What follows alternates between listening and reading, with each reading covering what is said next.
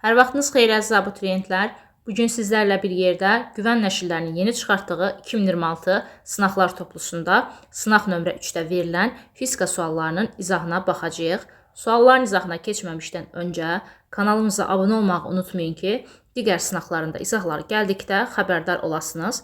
Həmçinin onlayn dərslərimizə qeydiyyat üçün, onlayn dərslərimiz haqqında məlumat üçün ekranda göstərilən səhifəyə yaza bilərsiniz. Gəlin başlayaq 31-ci sualdan. Şərtdə deyilir ki, düzxətli hərəkətdən cismin hərəkət tənliyi x bərabərdir 80 çıxaq 5t kvadratı şəklindədir. Bu cismin ikinci saniyədə getdiyi yolu hesablayın. Mən qeyd etmişdim ki, bu ikinci, üçüncü, dördüncü və s. bu kimi məsələlərdə diqqətli olmaq lazımdır. Məsələn, ikinci saniyədə gedilən yol deyirsə, onda sən 2 saniyədə gedilən yoldan 1 saniyədə gedilən yol çıxmalısın. Yəni S2 çıxaq S1-i tapmalısan. Gəlin əvvəlcə 2 saniyədə gedilən yolu tapaq. Fikir versəz, burada başlanğıc sürət 0-a bərabərdir. Hardan bildik? Biz bilirik ki, koordinatın zamandan asılıq tənliyi x bərabərdir. x0 üstə gələk v0x t üstə gəlinsin. Ax t kvadratı bölək 2 şəklindədir. Gördüyümüz kimi burada t-nin qarşısında olan rəqəm bizə v0x verəcək. Burada da t ilə olan bir hədd yoxdur. Deməli, artıq burada v0x 0-a getmişdir. Yəni, başlanğıc sürətin x olacaq proyeksiyası 0-a bərabərdir. Bəs təcil necə tapacam? T kvadratının qarşısındakı ax bölək 2-dir. Burada da mənfi 5 verilib. Deməli, buradan yaza bilərik ki, ax bölək 2 bərabərdir mənfi 5-dir. Ax-ı tapsaq, təcilin x olacaq proyeksiyası mənfi 10 olacaq. Bu mənfi 10 ədədi qiymətini göstərmir. Mənfi x oxunun əksinə doğru olmağını göstərir. Təcilin istiqamətini. Yəni, ədədi qiymət 10-a bərabərdir. Biz də burada yolda mənfi nəzərə almayacağıq, ədədi qiyməti ilə işləyəcəyik. Gəlin 2 saniyədə gedilən yolu tapaq, yəni S2-ni. Olacaq AT kvadratı bölək 2-dən. A-mız 10, T-nin yerinə 2 yazıram, 2-nin kvadratı 4 bölək 2. 10-u vuranda 4-ə 40, 40-ı da 2-yə böləndə olacaqsınız 20. 1 saniyədə gedilən yolu tapaq, yenə AT kvadratı bölək 2-dən. A-nın yerinə 10 yazıram, artıq burada T-nin yerinə 1 yazacağım. 10 vuraq 1 bölək 2, bu da bizə verəcək 5. Qeyd etdiyim kimi, nə etməliyik? Çıxmalıyıq. S2-yə 20 tapdıq, S1-ə 5 tapdıq. 20 çıxaq 5 bizə verəcək 15. 32-ci sualda düzxətli hərəkətdən iki cismin koordinatının zamandan asılı qrafiklər verilmişdir. Birinci cismin ikinci cismə nəzərən sürətinin modulunu hesablayın. Bu tipli məsələlərdə, yəni nisbi sürət soruşulan məsələlərdə biz sürətin x oxucuda proyeksiyasına baxmalıyıq. Nəzərən sözü varsa, bilin ki, bu nisbi sürətdir artıq. Gəlin ilk öncə birinci cismin sürətinin x oxucuda proyeksiyasını tapaq. X çıxılsın x0 bölək t-dən, yəni son koordinatdan başlanğıc koordinatı çıxmalıyam. Gördüyümüz kimi burada başlanğıc koordinat 50-dir. Onda x0 bərabər 50. Və 5 saniyənin sonunda isə son koordinat x bərabər olmuşdur 10-a.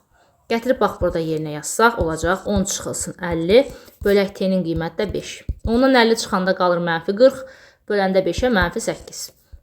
İkinci cismin sürətinin x oxucuda proyeksiyasını yenə həmin qaydada x çıxaq x0 bölək t-dən tapacağıq. Başlanğıc koordinat mənfi 20-dir. x0 bərabər mənfi 20. Gördüyümüz kimi 5 saniyənin sonunda isə mənfi 50 olmuşdur. Yəni x bərabər mənfi 50 yazırıq. Gəlin indi burada yerinə yazsaq, mənfi 50 çıxaq mənfi 20 bölək t-nin yerinə 5 yazırıq.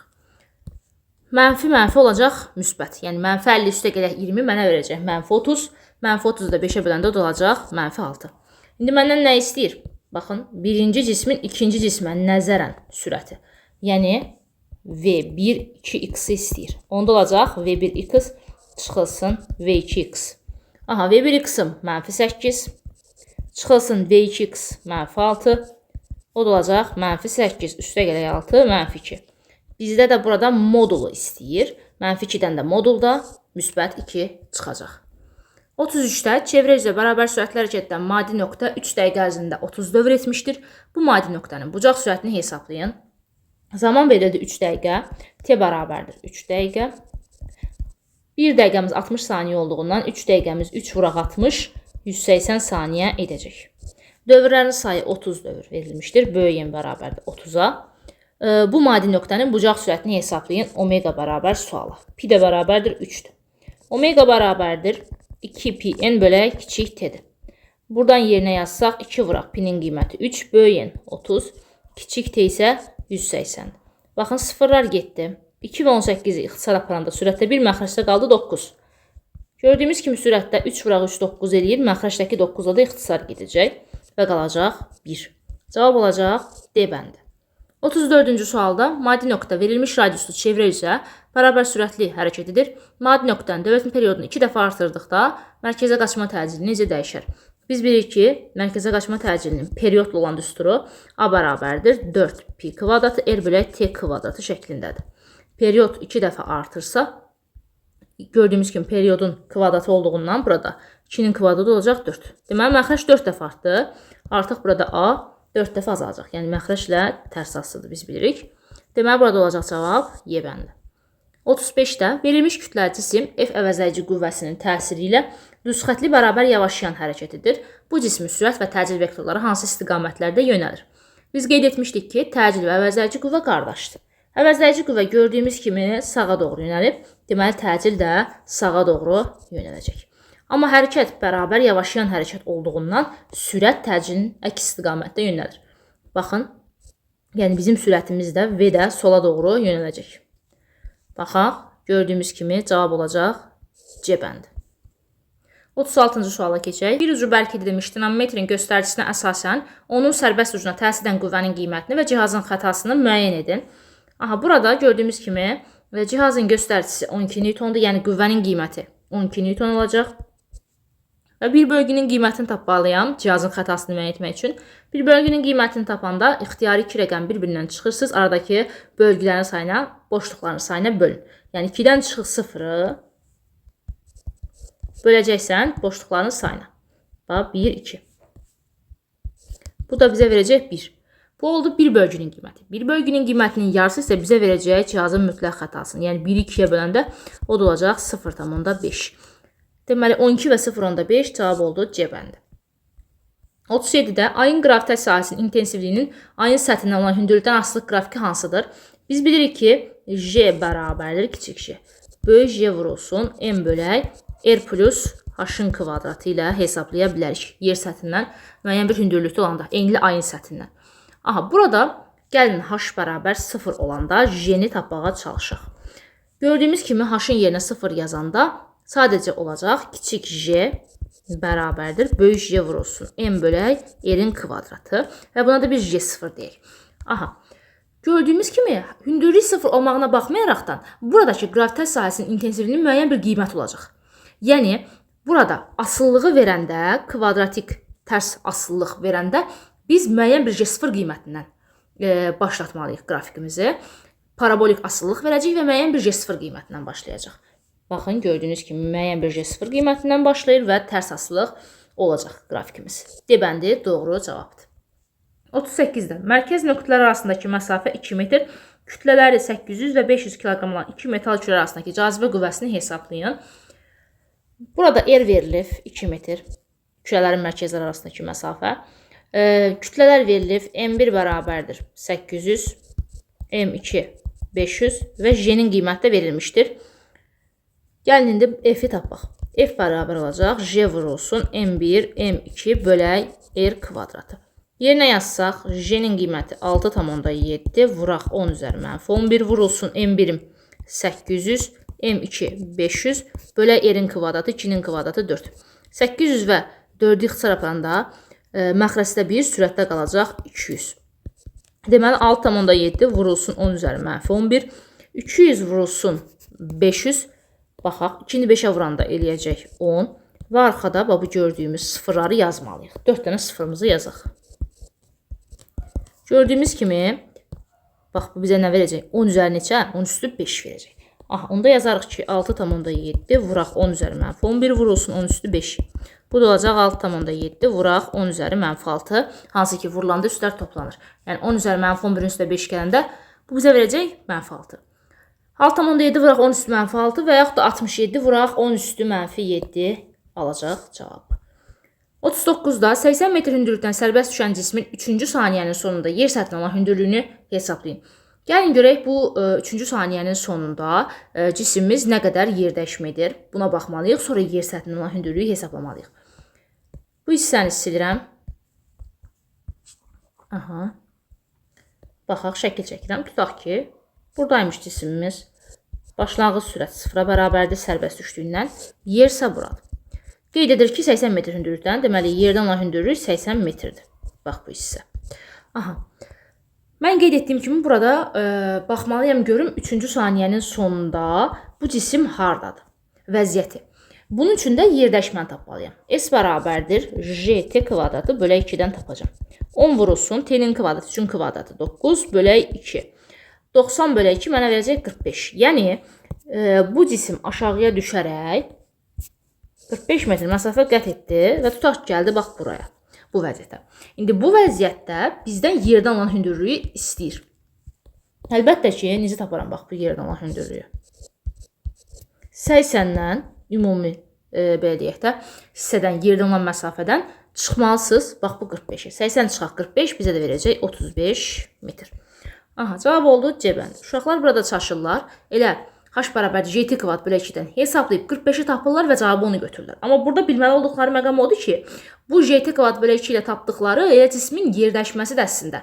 Yəni burada bax bu vəziyyətdən 3-cü saniyənin sonunda olduğu vəziyyətə qədər olan məsafədir. Axı səndən yerdən olan hündürlüyü soruşur. Ona görə sən 80-dən 45-i çıxmalısan ki, yerdən olan hündürlüyü tapa biləsən. 40-cı sual. F bərabər 30 Newton qüvvə ilə dartılan 20 kiloqram kütləli cisim sükunətdə olarsa, baxın, sükunət sözü var, bir parol verildi. Aha, ona təsirən sükunət sürtünmə qüvvəsini və dayağın reaksiya qüvvəsini hesablayın. İlk öncə bu qüvvəni proyeksiya ayırmaq lazımdır. X və Y oxları üzrə. Bu X oxu üzrə proyeksiyamız, yəni Fx. Bu hissə isə Fy-dir. Y oxu üzrə proyeksiya. Fikir verin, Fx bucağa bitişik olan tərəf olduğundan F vurulsun kosinus alfa ilə tapacağıq. Fy isə F vuraq sinus alfa ilə tapmalıyıq. Gəlin hesablayaq indi. F'im 30 verilir. Kosinus 0,6, 30 vurulsun 0,6 bizə verəcək 18. Sinus alfa ilə olan, yəni Fy tapanda isə 30 vurulsun 0,8 olacaq. 30 da 0,8-ə vuranda bizə verəcək 24. Gəlin indi ağırlıq qüvvəsini göstərək. Mg aşağıya doğru yönəlir. Reaksiya qüvvəsi səthdən cismə doğru olmaqla perpendikulyar yuxarıya doğru yönələcək. Enimiz və sürtünmə qüvvəsi də əlbəttə ki, hərəkətin əksinə doğru yönələcək. Bu cismi biz gördüyümüz kimi bu istiqamətdə dartırıqsa, deməli əksinə doğru yönələcək sükunət sürtünmə qüvvəmiz. Aha. Burada reaksiya qüvvəsini tapmalıyam. İlk öncə gəlin baxaq. Reaksiya qüvvəsi gördüyümüz kimi yuxarıya doğru yönəlmişdir. Fy də yuxarıyadır, Mg aşağıyadır. Eyni istiqamətdə olan qüvvələri toplayacağam və aşağıya doğru olan Mg-yə bərabər götürəcəm. En üstə gələk Fy bizə verəcək Mg-ni. Yazaq. Buradan eni tapanda olacaq Mg çıxılsın Fy. Kütləmiz 20 idi. 20-ni vuranda J'nin qiymətinə, yəni 10-a olacaq 200. Çıxılsın Fy-də də gördüyünüz kimi 24 tapmışıq. Onda 200 çıxaq 24 bizə verəcək 176.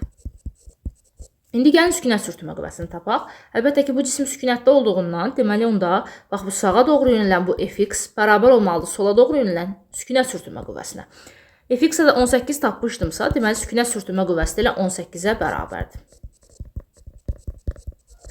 Deməli 18 və 176 cavab olacaq B bəndi. 41-ci suala keçək.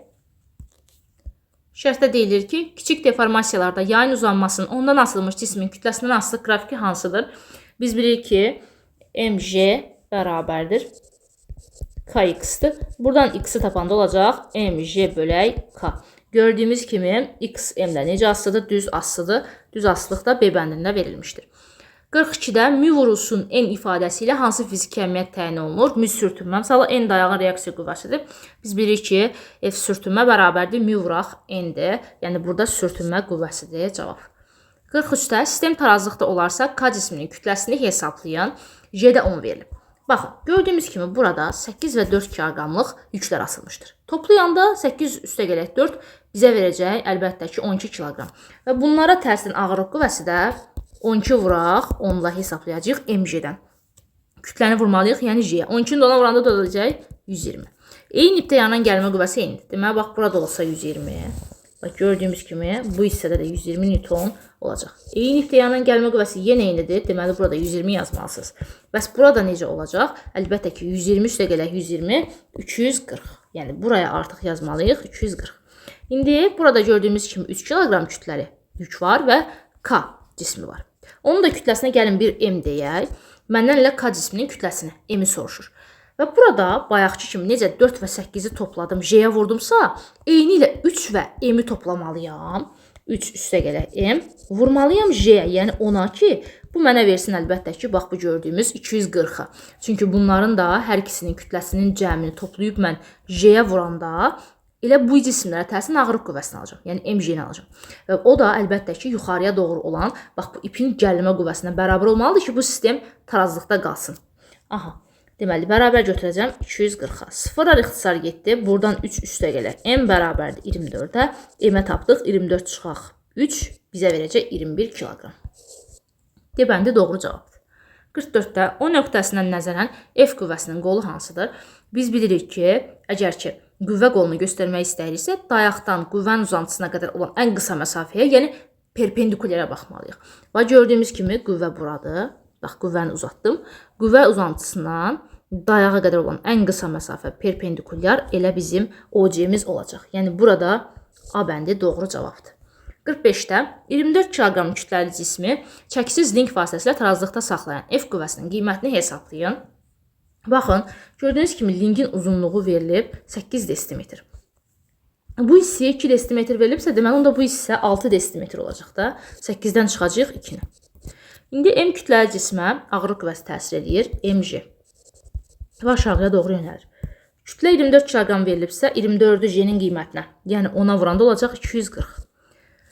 Baxın, biz burada momentlər qaydasını tətbiq etməliyik. Saat əqrəb istiqamətində fırladan qüvvənin momenti bərabər olmalıdır. Saat əqrəbin əksi istiqamətdəki qüvvənin momentinə. Baxın, fikir verin, gördüyünüz kimi MJ saat əqrəbin əksinə doğru fırlatmağa çalışır. F isə saat əqrəb istiqamətində.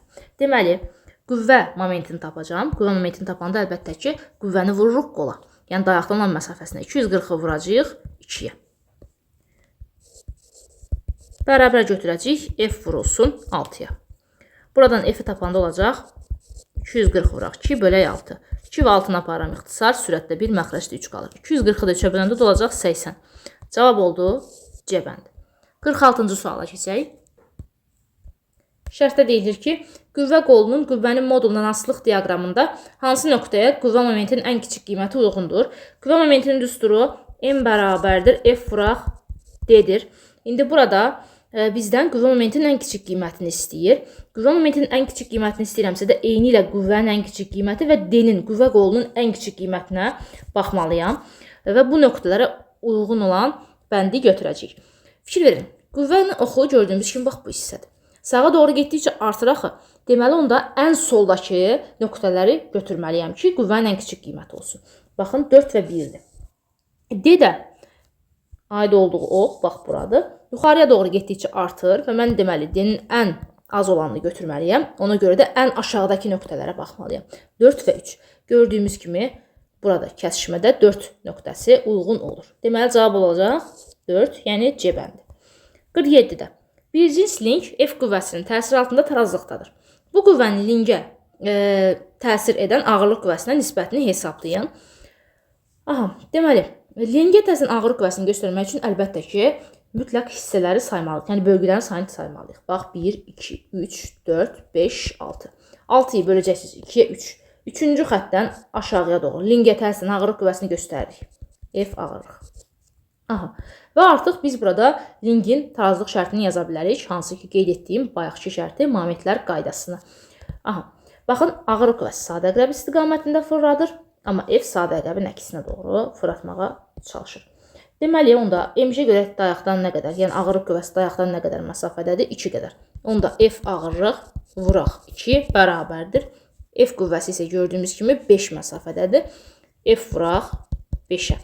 Buradan gəlin F-i tapaq. Olacaq F ağırlıq vuraq 2 bölək 5. Yəni 0,4 vuraq F ağırlığa. Bizdən nə istəyir? Bu qüvvənin linkə təsirin ağırlıq qüvvəsinin nisbəti, yəni F-in F ağırlığa nisbəti. F gördüyümüz kimi 0,4 vuraq F ağırlıqdır. Bölək F ağırlığı da göstərdik. Getdi bunlar qaldı nə? 0,4, yəni 5-də 2. Cavab oldu D bəndi. 48-ci sualda kütləsi 10 kiloqram olan cisim bloklar sistemi vasitəsilə 0,5 metr bölək saniyə kvadratı təcillə 0,4 metr hündürlüyə qaldırılır. İpin sərbəst ucuna təsirdən F qüvvəsinin işini hesablayın. J-nin qiyməti 10 verilmişdir. Burada fikir verməli olduğumuz məqam odur ki, şagirdlər bəzən götürürlər, bloklar sisteminin qüvvə dənəcəli və qazanc verdiyini baxırlar və buna uyğun olaraqdan da işin düsturunu verirlər. Yadınızda saxlayın, iş heç vaxt dəyişmir. Yəni, qüvvə dənəcəli və qazanırıqsa məsafədə bir o qədər dəfə itiririk, amma işdə qazanc yoxdur. Biz burada A təcillə yuxarıya doğru hərəkət var deyə A-nın düsturunu A bərabərdir M vurulsun J plus A vuraq H-la hesablamalıyıq. Yəni, 2 dəfə qazanc verir, tutaq ki, deyəndə götürüb 2-yə bölürlər şagirdlər. Burada səhvlik edirlər. 2-yə bölməməliyik. İstəyir 4 dəfə qazanc versin, istəyir həmin bloklar sistemi 6 dəfə qazanc versin, fərqi yoxdur. A təcili yuxarı hərəkətdə düstur bu şəkildə olacaq. A təcili aşağı hərəkətdə isə düsturda çıxaq yazmalıyıq. Aha, gəlin indi hesablayaq. M 10-dur, J 10-dur yenə. Üstə gələk, A-nın qiyməti 0,5, vuraq H-ın qiyməti 0,4-dür. Baxın, 10 üstə gələk 0,5, bizə verəcək 10,5. Vuranda da ona 105 edəcək. Aha, 105-i vururuq 10-da 4-ə. 2-yi ixtisar aparıram, sürətdə qaldı 2, məxrəcdə qaldı 5. 105-i də 5-ə böləndə məxrəcdə 1, sürətdə 21 qaldı. 21-i də vuracaq 2-yə, o da bizə verəcək 42. Yəni, burada cavab olacaq B bəndi. 49-da watt vuraq saniyə kvadratı bölək metr. Wattın açılışı joule bölək saniyədir. Onda yazacağıq joule bölək saniyə, vurulsun saniyə kvadratı bölək metr. Saniyələr ixtisar getdi, joule vuraq saniyə, deməli sürətdə qaldı, bölək metrdə yazdıq.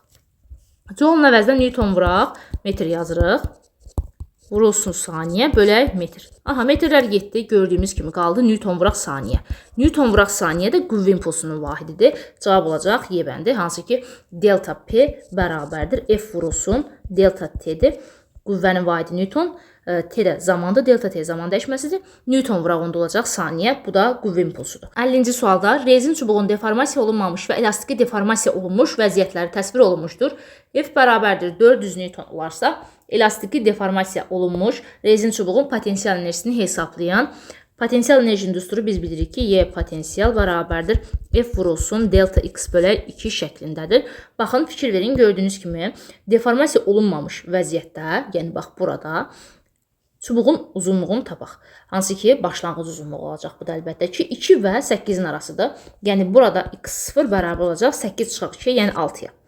Santimetrlə verilir, fikir verin, gördüyünüz kimi. Deformasiya olunduqdan sonra isə artıq, baxın, gördüyünüz kimi 1 və 9-un arası olacaq çubuğun uzunluğu. 9-dan da 1 çıxanda qalacaq 8. Deməli, son halda olacaq 8 santimetr.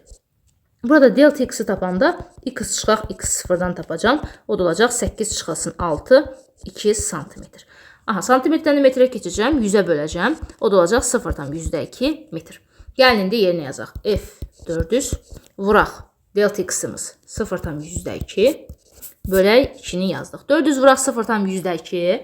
Baxın, vergülləri atacağım. Sıfırlar da getdi. Yəni, vergüldən sonra 2 dənə rəqəm var deyə bu sıfırları da apardıq. Sağa doğru sürüşür, hansı ki vergül. Aha. 4 vuraq 2, 8 edəcək. 8-də 2-yə böləndə də olacaq 4 joule. B bəndi doğru cavabdır. 51-ci suala keçək. Mexanizmin gördüyü işin zamandan asılıq qrafiki verilmişdir. Bu mexanizmin gücünün zamandan asılıq qrafiki hansıdır? Gördüyümüz kimi işin zamandan asılıq qrafiki düz asılıqdır. Yəni, məsələn, zamanı 2 dəfə artıranda görülən iş də 2 dəfə artıracaq. Baxın, N bərabər düsturumuz A bölək T-dir. Tutaq ki, zamanı 2 dəfə artıranda onda 2T, deməli görülən iş də 2 dəfə artacaq, yəni 2A olacaq. Gəlin onda gücü tapaq, onda olacaq 2A bölək 2T, 2-lər ixtisar getdi, yenə A bölək T qaldı və gördüyümüz kimi güc dəyişmədi. Yəni, zamandan onda asılı olmayacaq. Baxın, B bəndi doğru cavabdır. 52-də. Ağırlıq qüvvəsi və cismin çəkisi üçün Euler-Venn diaqramında uyğun bəndləri müəyyən edin. BC-də vahidi Newtondur. Hər ikisində vahidi Newton olacaq. 1 ortağa gedir. Vektorial fizik kəmiyyətdə hər ikisi də vektorialdır. O 2 ortağa getdi. Sərbəst düşmə zamanı mg-yə bərabərdir. Hansı ki, sərbəst düşmə zamanı cismin çəkisi 0-dır. Ağırlıq qüvvəsi də mg-yə bərabərdir. 3 aid olur 1-ə. Sərbəst düşmə zamanı 0-a bərabər olur. Qeyd etdik ki, çəkidir. Yəni, ikinciyə də uyğun oldu 4. 1-ə getdi 3. İkinciyə uyğun oldu 4. 3-ə, yəni ortağa da uyğun oldu 1, 2. 3, 4, 1, 2 D bəndi doğru cavabdır. 53-cü sualda. Açar sözlərdən müəyyən ardıcılıqla istifadə edərək mətni tamamlayın. Açar sözlər verilib. Elastiki deformasiya, elastiklik qüvvəsi, plastiki deformasiya və deformasiya.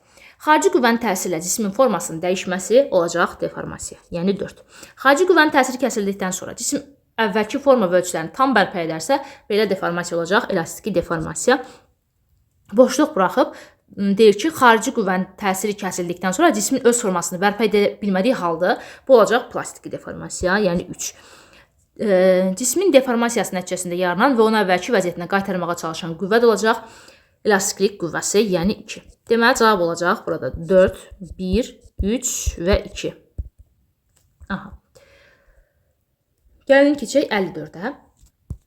Şərtdə deyilir ki, yer səthindən şaqili yuxarı atılmış cismin kinetik enerjisinin onun potensial enerjisindən asılı qrafiki verilmişdir. Bu cismin atılma anındakı kinetik enerjisini joule ilə ifadə edin. Hansı ki, bu cisim yer səthindən şaqili yuxarı atılarkən atıldığı anda onun potensial enerjisi 0 olacaq və kinetik enerjisi maksimum qiymət alacaq. Gəlin baxaq. Tutaq ki, yer səthində olan cisim imiş. Müəyyən bir başlanğıc sürətlə atılıb, V0 başlanğıc sürətlə atılıb və bu zaman əlbəttə ki, o sürəti azala-azala gedəcək və maksimal hündürlükdə onun sürəti olacaq 0-a bərabər və sonra yenidən yerə düşəcək. Baxın, atılma nöqtəsində gördüyümüz kimi yerdən olan hündürlük 0-a bərabərdir. Yəni cisim yer səthindədir. Deməli, onun potensial enerjisi də 0-a bərabərdir. Kinetik enerji hansı düsturla hesablanır? Y kinetik bərabərdir mv0-ın kvadrat bölü 2. Yəni mənim dediyim odur ki, buradakı başlanğıc sürət elə maksimal sürətdir. Niyə? Çünki yuxarıya doğru atılanda cismin hərəkəti bərabər yavaşlayan hərəkətdir. Sürəti get-gedə azalır. Deməli, onda birinci haldakı, yəni atılma anındakı sürət maksimumdur və sonra getdikcə azalır və ən sonda, yəni maksimal hündürlükdə sürət olur 0-a bərabər. Yəni, burada artıq mv0 kvadrat bölü 2 bərabər olacaq elə mv maksimumun kvadratı bölü 2-yə. Və burada tam enerji biz bilirik ki, kinetik və potensial enerjinin cəminə bərabərdir. Potensial enerji 0-a getdiyindən, deməli artıq burada tam enerji elə kinetik enerjiyə bərabər olacaq. Atılma anındakı kinetik enerjiyə. Bizdən nə istəyir? Bu cismin atılma anındakı kinetik enerjisini istəyir. Yəni elə tam enerjini istəyir. Baxın, tutaq ki, burada gördüyümüz kimi potensial enerji 400 joule olanda bizim kinetik enerjimiz olub 500 joule. Bunların cəmi bizə tam enerjini verəcək, qeyd etdiyim kimi. Yəni, Y kinetik üstə gələk Y potensial bizə tam enerjini verir. 500 üstə gələk 400 bizə verir 900 joule. Elə bizə də lazım olan tam enerjini tapmaq idi. Yəni, atılma anındakı kinetik enerji tam enerjiyə bərabər idi. Ona görə buradakı cavab olacaq 900 joule. 55-ci suala keçək. Yer səthi yaxınlığında birinci kosmik sürətin 8 km bölü saniyə olduğunu bilərik. Yer səthindən h bərabər 3r yer hündürlükdə birinci kosmik sürətin qiymətini kilometr bölü saniyə ilə hesablayın. Biz bilirik ki, birinci kosmik sürətin düsturu bərabərdir kök altında j vurulsun m bölək r plus h-dır. Buradan asılığı versək, yəni v1 bölək v, yəni hansı ki, mən buna gəlin vh deyəcəm. H hündürlükdə, h bərabər 3r yer hündürlükdəki kosmik sürətin qiyməti olacaq kök altında r plus h bölək r asılılığımızı verdik. Bu hissəni silirəm. Gəlin indi yerinə yazaq. V1-imiz yer səthində olanda bizim birinci kosmik sürətin qiyməti 8 idi. VH-ı tapmaq istəyirəm. O da olacaq kök altında r üstə gələk h-ın yerinə 3r yazıram. Bölək r-imi də qeyd etdim. 3r üstə gələk r 4r edir. 4r bölək r.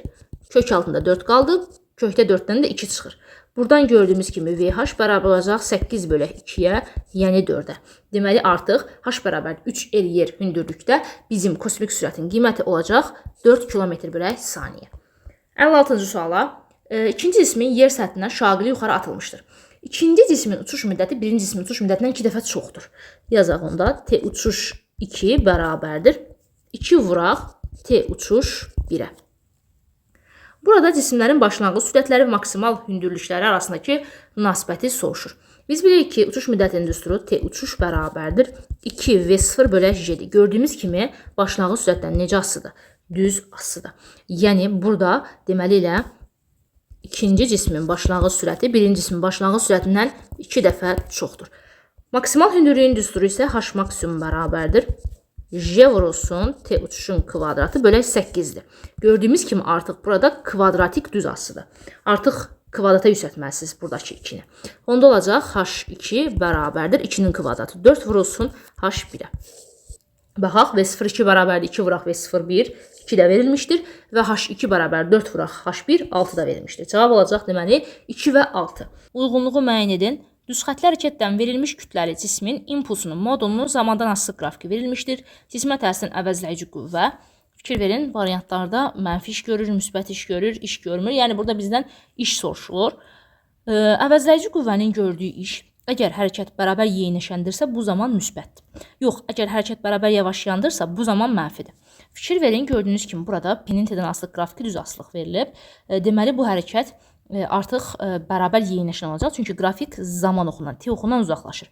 Bərabər yeyinləşən hərəkətdə də qeyd etdiyim kimi əvəzləyici qüvvənin gördüyü iş müsbətdir. Yəni burada A böyük 0. Bu hissədə isə impuls sabit verilib. Cismin impulsu sabitdirsə, deməli onun sürəti də sabitdir. Yəni V konstantdır. Düzxətli bərabər sürətli hərəkətdə isə əvəzləyici qüvvə 0-a bərabərdir, eyni ilə təcildə. Əvəzləyici qüvvə 0-dırsa, deməli onda əvəzləyici qüvvənin gördüyü iş də 0-dır. Burada isə gördüyümüz kimi zaman oxuna bizim qrafikimiz yaxınlaşır, deməli bərabər yavaşlayan hərəkətdir. Bərabər yavaşlayan hərəkətdə isə əvəzləyici qüvvənin gördüyü iş mənfi olacaq. Baxaq, indi 0T1 zaman müddətində qeyd etdik ki, əvəzləyici qüvvəmiz müsbət iş görür, yəni B bəndi. Sonra T1, T2 müddətində olacaq əvəzləyici qüvvənin gördüyü iş 0, yəni mexanik iş görmür, C bəndi uyğundur. T2, T3 müddətində isə əvəzləyici qüvvənin gördüyü iş gördüyümüz kimi mənfidir, A bəndi uyğundur. Sürət istiqamətində yönəlir əvəzləyici qüvvə. Qeyd etdik ki, bərabər yeyinləşən hərəkətdə sürət istiqamətində yönəlir bizim əvəzləyici qüvvəmiz, həmçinin təcilimiz. Bərabər yeyinləşən hərəkətdə 0T1 aralığına uyğun idi. Deməli, birinciyə uyğun olacaq D bəndi. Sürətin əksi istiqamətdə yönəlir. Bu olacaq bərabər yavaşlayan hərəkət. O da T2, T3 müddətində idi. Qeyd etdik. Y bəndi 3-ə uyğun oldu. Deməli, 1-ə B-dir, 2-yə C və 3-ə A-Y uyğundur. Keçək indi 58-ci sualımıza. Şərtdə deyilir ki, uzanmayan çəkisiz ipdən asılmış yüklər sistemi tarazlıqdadır. Kad ayağını götürdükdən sonra M2 cismi yer səthinə çatana dək M1 cisminin getdiyi yolun zamandan asılı qrafikini çəkin. Uyğun düsturlar yazmaqla cavabınızı əsaslandırın. Biz bilirik ki, belə olan halda A-nın düsturunu tapanda A bərabərdir. Newton qanunlarında keçmişdik ki, M2 çıxaq, M1 bölək, M2 üstə gələk, M1 vuraq, J olacaq. Burada fikir versəz, M2 böyükdür, M1 yazılmışdır. Deməli, burada təcilimiz sabitdir, yəni konstantdır. Çünki M2 kütləsi də dəyişmir, M1 kütləsi də dəyişmir, J-nin qiyməti də dəyişmir. Yəni, artıq burada hərəkət bərabər təcilli hərəkətdir. Və burada başlanğıcda bu cisimlər sükunətdədir. Axı, deməli, başlanğıc sürətdə 0-a gedir. P0 bərabər 0-dır. Mən burada gedilən yolu necə taparam? S bərabərdir AT kvadratı bölə 2-dən. Başlanğıc sürəti 0-dır axı. Buradan da gördüyümüz kimi ST-dən kvadratik düz asıdır, yəni parabolik asıdır. Onda qrafikimizi gəlin çəkək. Bax, bu şəkildə olacaq. 59-cu suala baxaq. Kütləsi 5 kiloqram olan cisim mail müstəvinin ən yüksək nöqtəsindən sərbəst buraxılır. Cismə təsirin əvəzləyici qüvvənin modulunu hesablayın. İlk öncə gəlin bu cismə təsirin ağırlıq qüvvəsini göstərək. Aşağıya doğru MJ. Həmin bu qüvvəni 2 dənə proyeksiya ayıracağım. Bax, gördüyünüz bu hissə. Bax, bura bucaq alfa verilib. Mail müstəvinin yer səthi əmələ gətirdiyi bucaq. Deməli, burada alfadır. Bax, bu hissə. Bunu əvvəlki videolarda qeyd etmişdik. Bura olacaq, bucağa bitişik tərəf olduğundan MJ vuraq kosinus alfa. Bu hissə isə olacaq MJ vuraq sinus alfa.